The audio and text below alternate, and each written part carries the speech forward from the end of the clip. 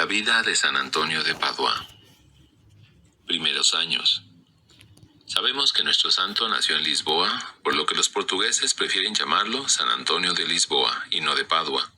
Sus padres eran muy jóvenes y pertenecían a una familia distinguida.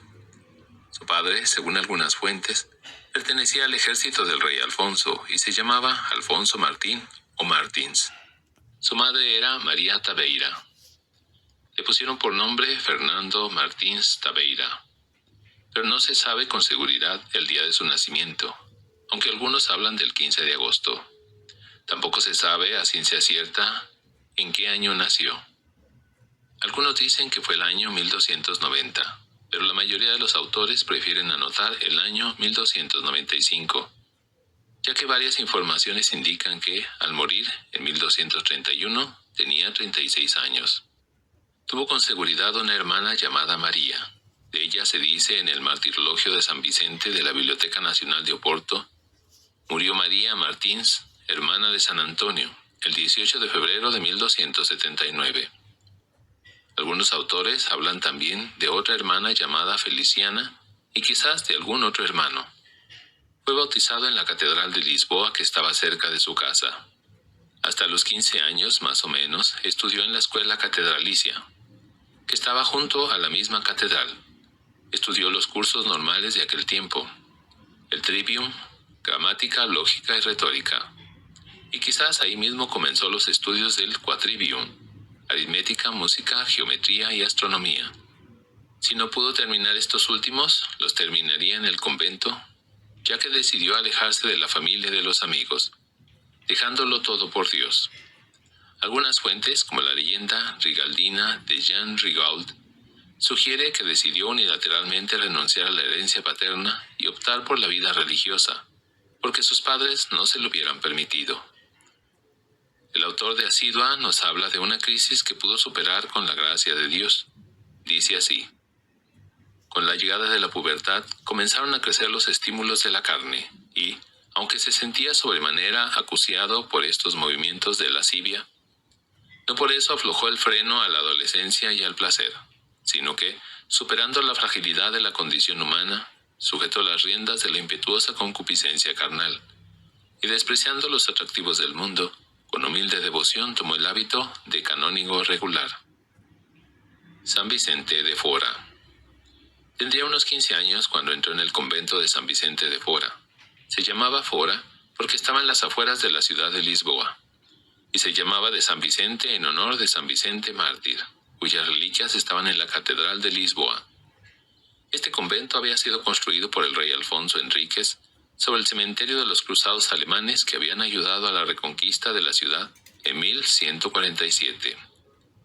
Estaba habitado por canónigos regulares de San Agustín, quienes se dedicaban intensamente al estudio y tenían una buena biblioteca.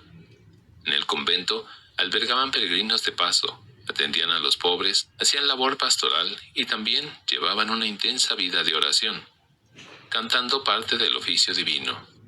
Según refiere la Asidua, el libro de mayor garantía histórica, el autor se informó sobre su vida en Portugal por medio del obispo Soeiro II Viegas, cuarto obispo de Lisboa.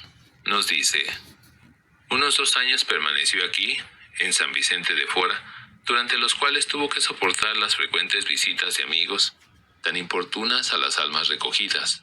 Para evitar de raíz la causa de tales perturbaciones, decidió abandonar el solar natal, de modo que, defendido por la barrera de la distancia, pudiese servir más libremente al Señor. Obtenida con dificultad, no sin ruegos, la licencia del superior, se trasladó con fervor de espíritu al monasterio de Santa Cruz en Coimbra. Convento de Santa Cruz. Coimbra era en aquel tiempo la capital de Portugal, y los canónigos regulares de San Agustín tenían allí la casa madre o convento de Santa Cruz, que había sido fundado en 1132 y era, junto con el monasterio cisterciense de Alcobaza, el centro cultural más importante del reino. El primer prior de Santa Cruz fue un santo, San Teotonio, quien se propuso convertir el monasterio en escuela de santidad y de ciencia sagrada. Lo dotó de una magnífica biblioteca gracias a la munificencia de su amigo el rey Alfonso Enríquez.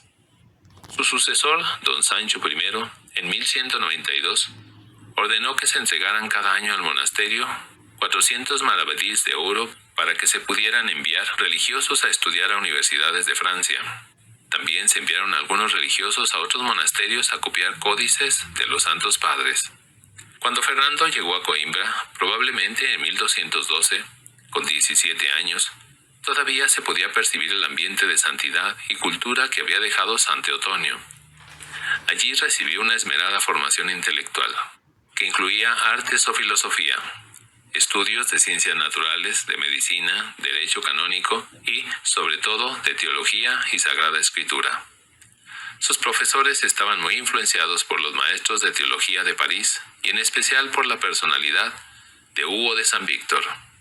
Enseñaban la teología basados muy especialmente en los escritos de San Agustín, de los que nuestro santo llegó a ser un eminente conocedor, considerando a San Agustín no solo como su padre espiritual, como canónigo regular de San Agustín, sino también como su guía en los caminos de la teología que, en aquel tiempo, se basaba casi enteramente en el estudio de las Escrituras.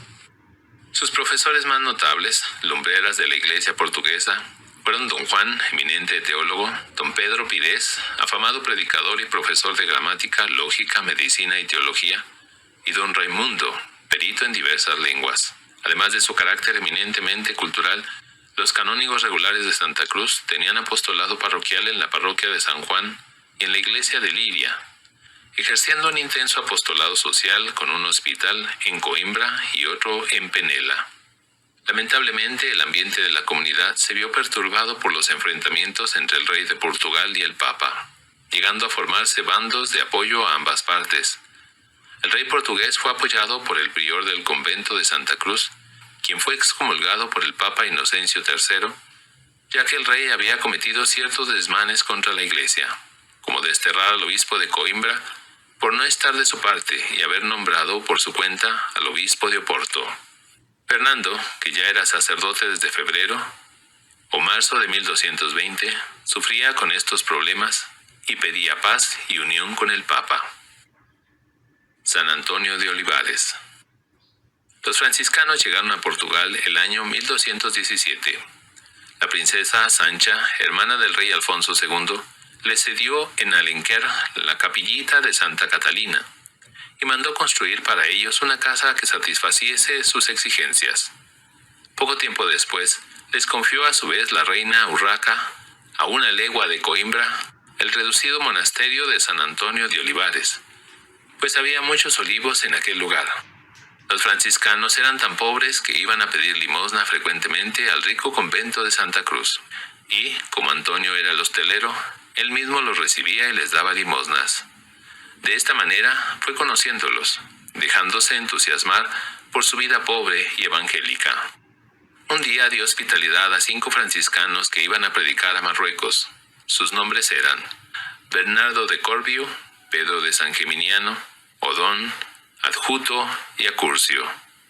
Ellos, al llegar a Marruecos, se dirigieron al rey Abu Jacub para predicarle la fe cristiana. Después de algunas peripecias, fueron condenados a muerte en Marrakech, sufriendo horribles suplicios. Fueron azotados brutalmente hasta que sus entrañas quedaron al descubierto. Sus llagas fueron rociadas con aceite hirviendo y vinagre, y después fueron decapitados. Era el día 16 de enero de 1220. Iban a destruir sus cuerpos, pero el infante portugués don Pedro, jefe del ejército de Marruecos, cristiano que había huido de Portugal por desavenencias con su hermano el rey de Portugal, los rescató y los llevó consigo a tierra cristiana. No atreviéndose a llegar a Coimbra, le encomendó a su capellán, Juan Roberti, los restos de los mártires para llevarlos a esa ciudad. Allí fueron recibidos con veneración por la reina doña Urraca y su cuñada, doña Sancha.